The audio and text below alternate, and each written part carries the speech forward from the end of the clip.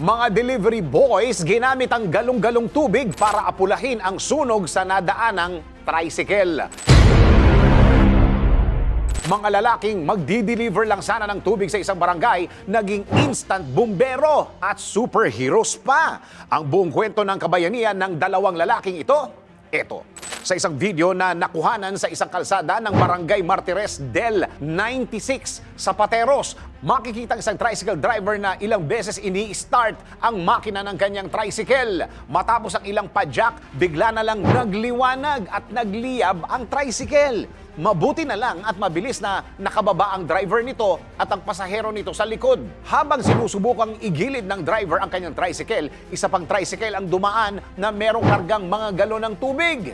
Agad itong huminto sa gilid ng kalsada at walang pagdadalawang isip na nagbuhat ng galon ng tubig at ginamit ang mga ito para apulahin ang apoy. Hindi nagtagal ay isang residente ang dumating bit-bit ang isang timba ng tubig at kasunod naman ito ang barangay administrator na si Joey Lacson na humahangos papalapit sa nasusunog na tricycle, bit-bit ang isang fire extinguisher na siya namang tumapos sa komosyon.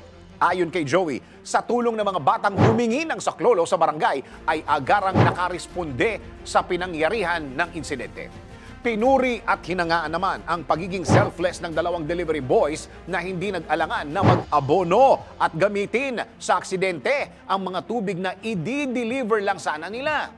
Bukod pa riyan, makapigil hininga man ang nangyayari o ang nangyari, napatunayan naman ito na buhay pa rin sa mga Pilipino ang pagbabayanihan.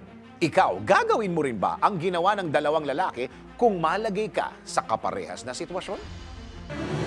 DWIZ Research Report. Report.